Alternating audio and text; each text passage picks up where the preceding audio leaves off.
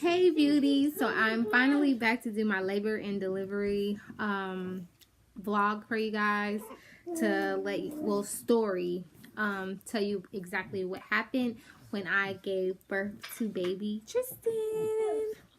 So I actually took notes while in labor, took notes so that I didn't forget anything. At 7:59 p.m. exactly, my water broke. And the reason I was able to get the time is because as soon as it broke, I immediately called my sister and it was like, holy crap, I think this is it. I think my water broke. I wasn't doing anything like crazy or anything like that. I was actually tired. So I came into my room and I laid down and was watching cartoons with the little ones, and all of a sudden I felt like a warm sensation just started coming, and I'm like, holy crap. And I don't know if you're new to my channel or if you've been watching my vlogs, but there was like a couple of videos back where I thought my water had broke, but they said it was urine. And I'm like, dude, I wasn't peeing on myself, but they said it was urine or whatever. So I was very hesitant to say like, oh crap, this is my water, until I got up and it started coming more.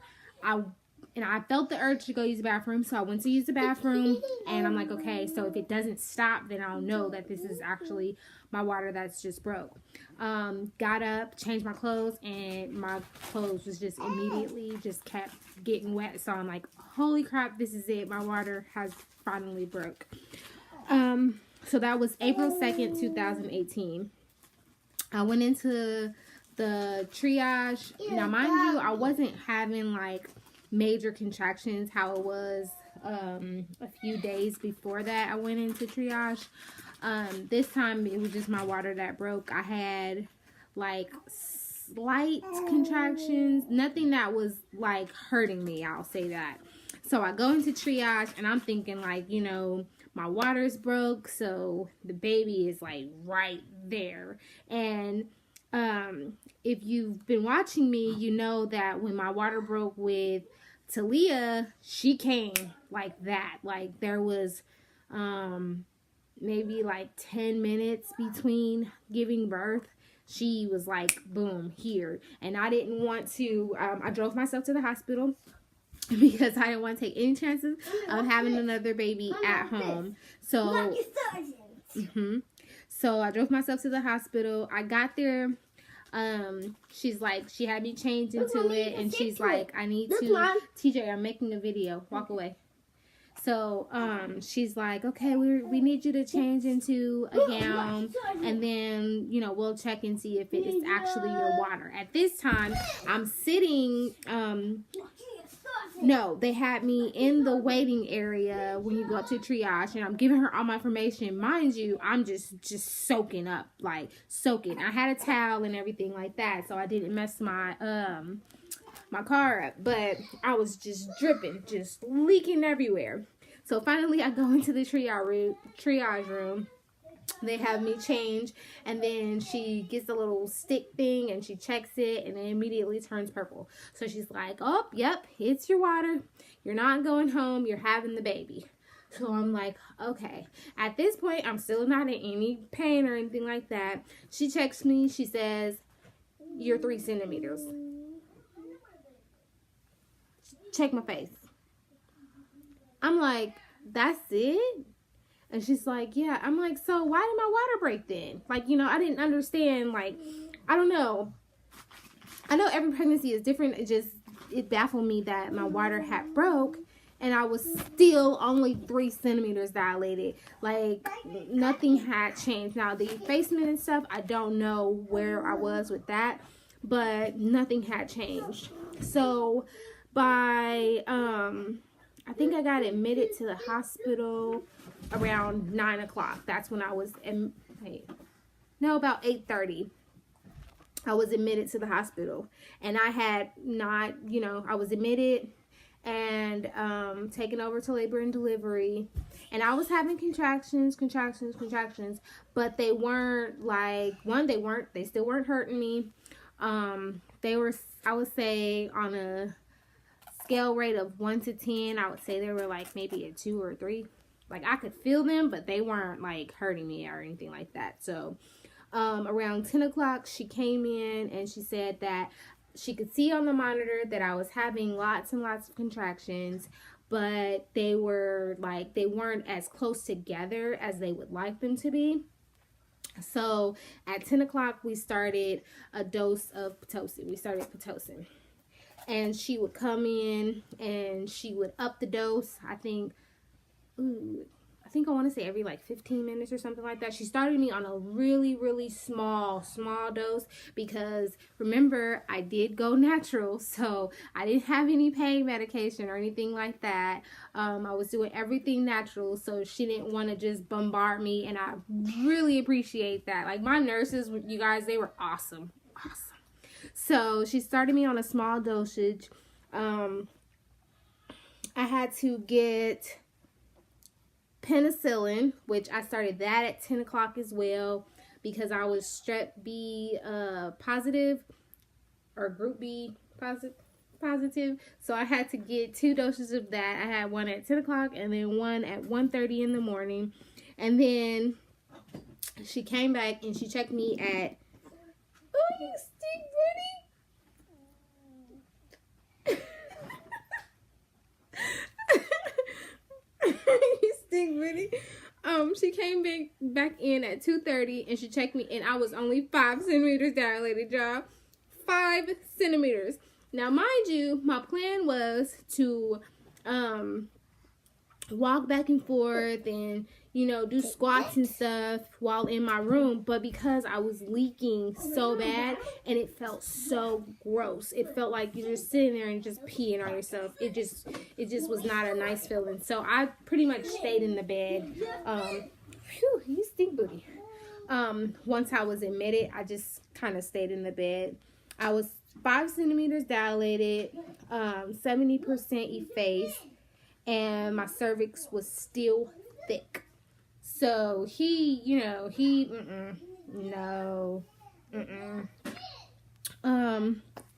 and then, let me see. They upped the Pitocin at 3:40 in the morning, and after that, I stopped taking notes. I'm gonna just go off of my head because that's when the pain started to kick in. So that's when, around that time, I think around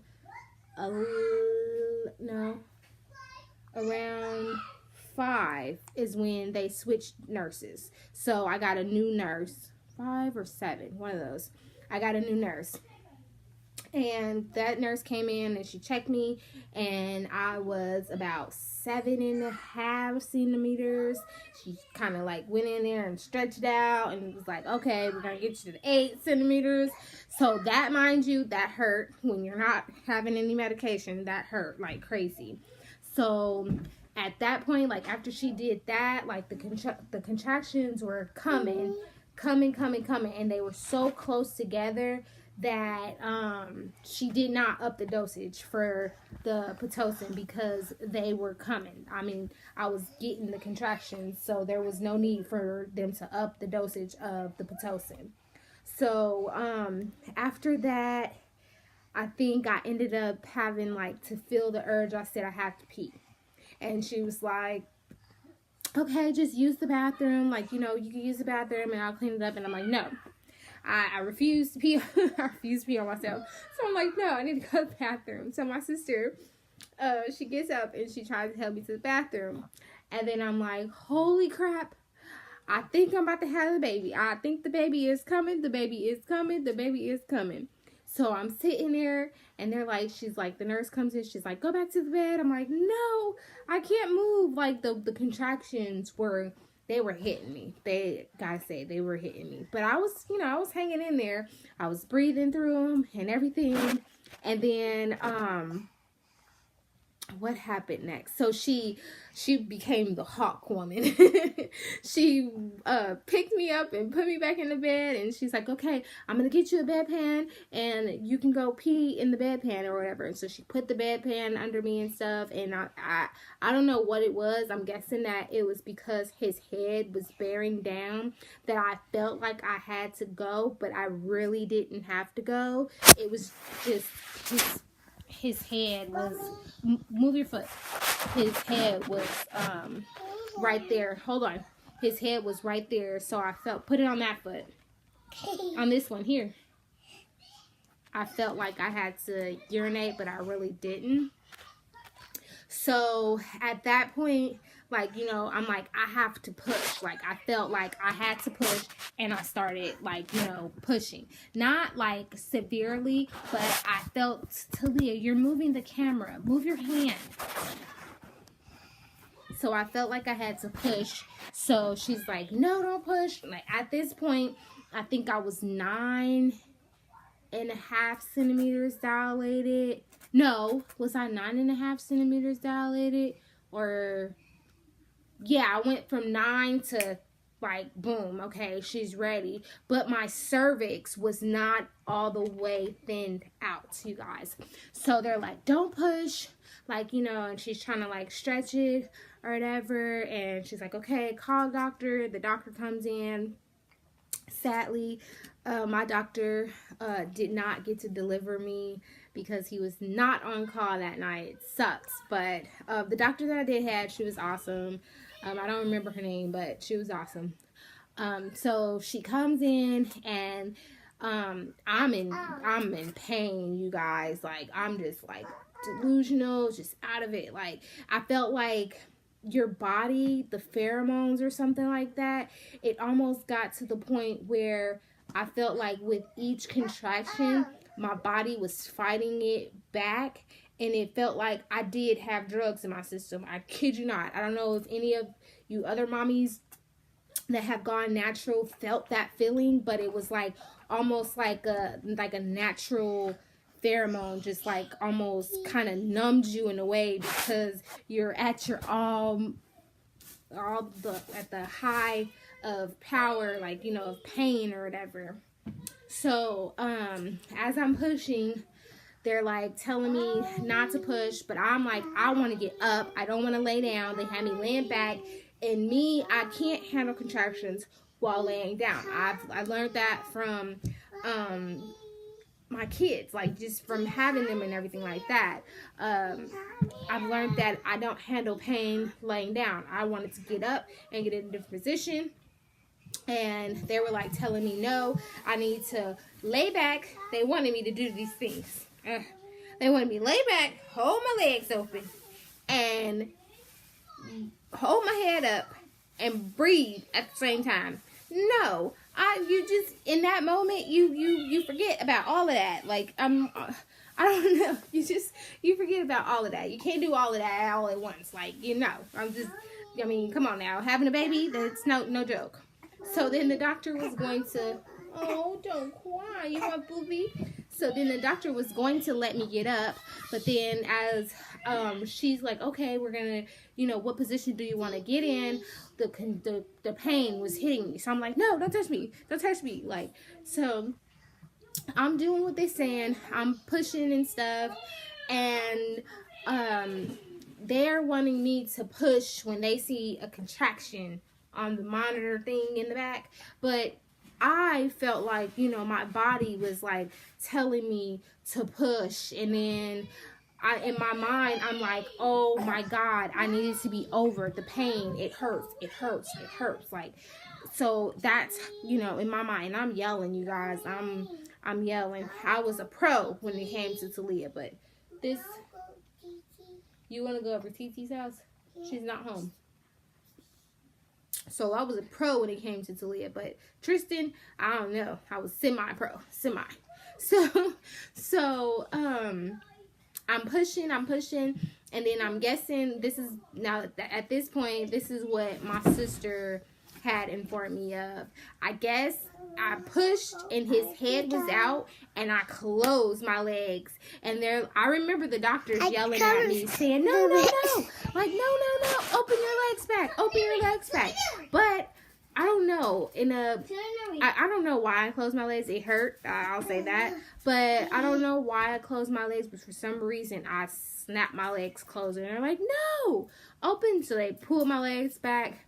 And they're telling me to push. But his shoulder, I think it was his left shoulder that got stuck.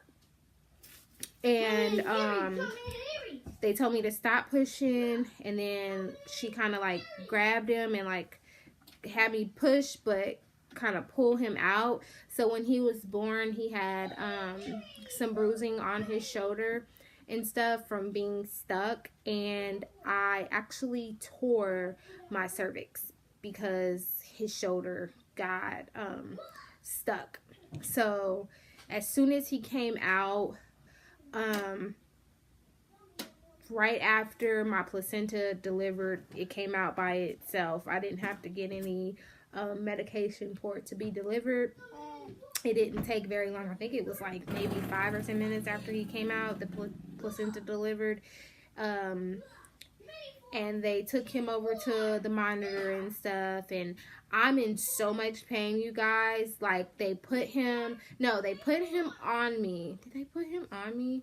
Yeah, they put him on me, but I was in so much pain that I couldn't even look at my baby. Like, it was that bad. It was that real for me at that moment. I couldn't even look at him. So, at this point, I'm trying to calm myself down and breathe, and I'm like, I need drugs. Like, soon as, I kid you not, soon as he was here, I was like, okay, can I have pain medicine now? Like, it was serious. So, I didn't look at him or anything like that. And then, because I had my eyes shut, and they're like, oh, he has so much hair. And I'm like, oh, really? And then, mind you, let's, put this out there. I do wear glasses. I cannot see without my glasses. And I did not have my glasses on while I was pushing. So, even when I did try to see him, I couldn't see him because I didn't have my glasses on. My sister had to pass me my glasses to be able to see him and see, like, wow, he has a lot of hair. Cause, like, she was showing me pictures of him and stuff.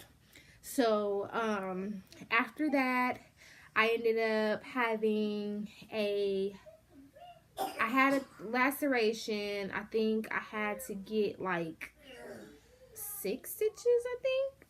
It wasn't a lot, but then I had torn my cervix too. So she was gonna go in and repair it. And she was like, okay. So they offered me, they said, I forgot what they gave me, but they asked me, did I want to get it afterwards or did I want it before? And I'm like, before. Like, no. Like, I don't want to feel, Now, mind you, it wasn't going to numb me. There was no numbing me. It was just going to kind of help with the pain. So they gave that to me and it helped, but I could still feel her down there. I could feel her like pulling the thread through and stuff. It just, I was in so much pain, you guys, like so much. She ended up opening or looking up there and saying that after the gauze and stuff, the bleeding of the cervix did stop. So she said that she didn't need to put stitches up there, that it because it stopped bleeding, that she knew that it would just repair itself. It wasn't like a big tear on the cervix. So she just had to stitch me my hoo-ha or whatever. And then after that, like, they came in and they gave him a bath in the same room as me, and they changed him into his little outfit, and I held him and I breastfed him. He ate good. Okay, baby, here I come. I'm coming. He ate very well, and yeah, so that was the birth story of Tristen Silas Trotter. And here he is. There my papa is. No. He don't want to be on camera, you guys. All right. If you have any questions, comments, concerns, put them below. I always answer back. And as always, thanks for watching. And I'm so sorry it took me so long to get this video together. Talk to you guys soon.